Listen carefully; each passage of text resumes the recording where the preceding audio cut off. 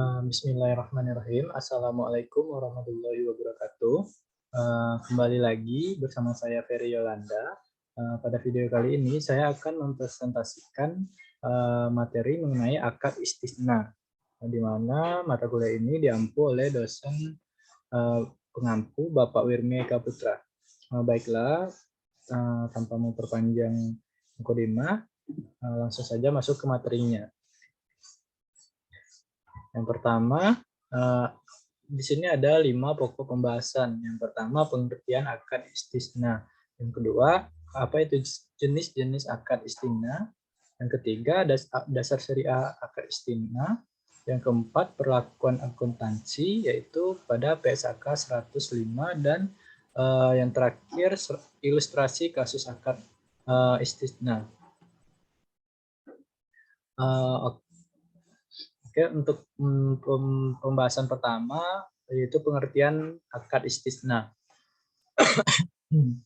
Bai al-istisna atau biasa disebut dengan istisna merupakan kontrak jual beli dalam bentuk pemesanan pembuatan barang tertentu dengan kriteria dan persyaratan tertentu yang disepakati antara pemesan, pembeli atau yang disebut juga dengan mustasni dan penjual, pembuat atau sani. Transaksi istisna memiliki kemiripan dengan transaksi salam dalam hal barang yang dibeli belum ada pada saat transaksi, melainkan harus dilunasi terlebih dahulu. Yang kedua, jenis akad istisna. Yang pertama, istisna. Istisna adalah akad jual beli dalam bentuk pemesanan pembuatan barang tertentu dengan kriteria dan persyaratan tertentu yang disepakati antara pemesan yang tadi disebutkan yaitu mustasni dan penjual yaitu sani. Yang kedua yaitu istisna paralel, yaitu istisna suatu bentuk akad istisna antara pemesan musani dan penjual sani, kemudian untuk memenuhi kewajibannya kepada mustasni, penjual memerlukan pihak lain sebagai sani. Syarat akad istisna paralel pertama yaitu antara penjual dan pemesan tidak tergantung pada istisna. Yang kedua, antara penjual dan pemasok. Selain itu, akad antara pemesan dan penjual dan akad antara penjual dan pemesan harus terpisah dan penjual tidak boleh mengakui adanya keuntungan konstruksi. Yang kedua yaitu yang materi selanjutnya yaitu dasar syariah akad istisna. Yang pertama yaitu bersumber dari Al-Quran. Dalam syariat akad dasar syariah akad istisna dalam Al-Quran dijelaskan di surat Al-Baqarah ayat 282 yang berbunyi, "Hai orang-orang yang beriman, apabila kamu bermuamalah tidak secara tunai untuk waktu yang ditentukan, hendaknya kamu menuliskannya dengan benar." Ini diriwayatkan, bersumber dari Quran surah Al-Baqarah ayat 282. Yang kedua as-sunnah atau hadis. Dijelaskan Amir bin Auf berkata, perdamaian dapat dilakukan di antara kaum muslimin kecuali perdamaian yang mengharamkan yang halal dan menghalalkan yang haram. Dan kaum muslimin terikat dengan syarat-syarat mereka kecuali syarat yang diharamkan yang halal dan menghalalkan yang haram. Hadis ini diriwayatkan oleh Tirmizi. Yang selanjutnya, materi selanjutnya yaitu mengenai perlakuan akuntansi PSAK 104 akad istisna. Yang pertama, perlakuan untuk akuntansi untuk penjual. Akuntansi untuk penjual yang mana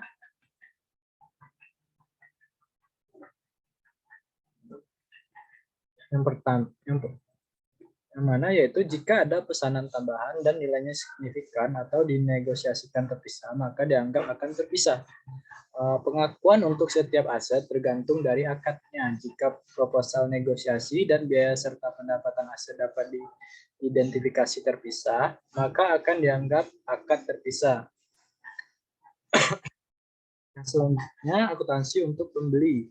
Akuntansi untuk pembeli dinyatakan sebagai berikut. Yang pertama, pembeli mengakui aset istisna dalam penyelesaian sebesar jumlah termin yang ditagih oleh penjual dan sekaligus mengakui utang istisna kepada penjual.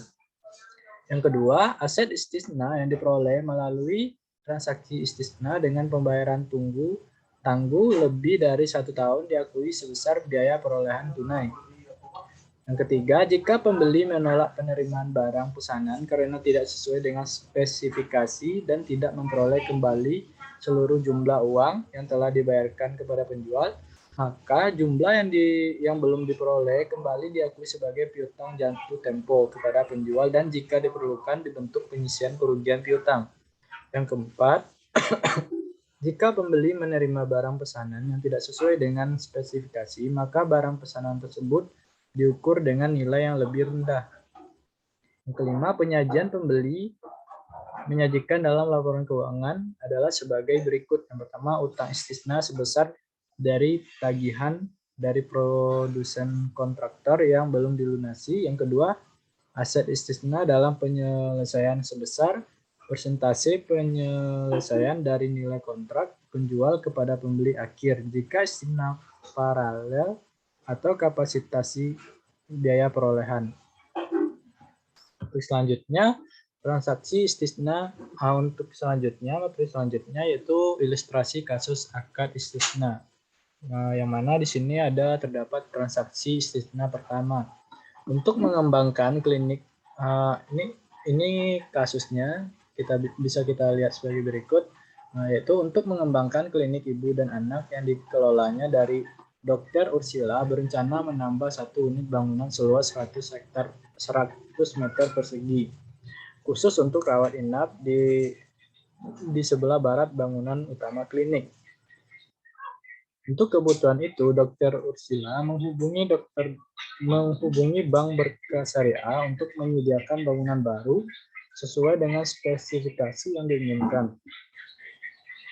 Setelah serangkaian negosiasi beserta kegiatan survei untuk menghasilkan desain bangunan yang akan dijadikan acuan spesifikasi barang, pada tanggal 10 Februari 2020 XA ditandatanganilah akad transaksi istisna pengadaan bangunan untuk rawat inap.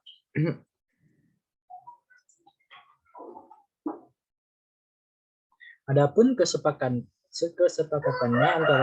antara Dr. Ursula dengan Bank Berkas Syariah adalah sebagai berikut. Di sini terdapat harga bangunan itu sebesar 150 juta rupiah. Lama penyelesaiannya diperkirakan 5 bulan, paling lambat tanggal 10 Juni. Terus mekanisme penagihan yaitu 5 termin sebesar 30 juta per termin mulai tanggal 10 Agustus, mekanisme pembayaran setiap 3 hari setelah penagihan. Selanjutnya untuk transaksi istisna kedua. Untuk membuat bangunan sesuai dengan keinginan Dr. Ursula, pada tanggal 12 Februari 20 XA, Bank Berkas Syariah memesan kepada kontraktor PT Tarik Konstruksi dengan kesepakatan sebagai berikut. Harga bangunan yaitu 130 juta rupiah, lama penyelesaian 4 bulan 15 hari, paling lambat tanggal 25 Juni. Mekanisme penagihan kontraktor adalah sebagai berikut, yaitu 3 termin pada saat penyelesaian, yaitu masing-masing 20%, 50%, dan 100%. Mekanisme pembayaran oleh bank dibayar tunai sebesar tagihan kontraktor. Oke. Mungkin pada kesempatan kali ini hanya itu yang dapat saya sampaikan. Mohon maaf atas segala kekurangan. Saya akhiri dengan wabillahi taufiq wal hidayah. Wassalamualaikum warahmatullahi wabarakatuh.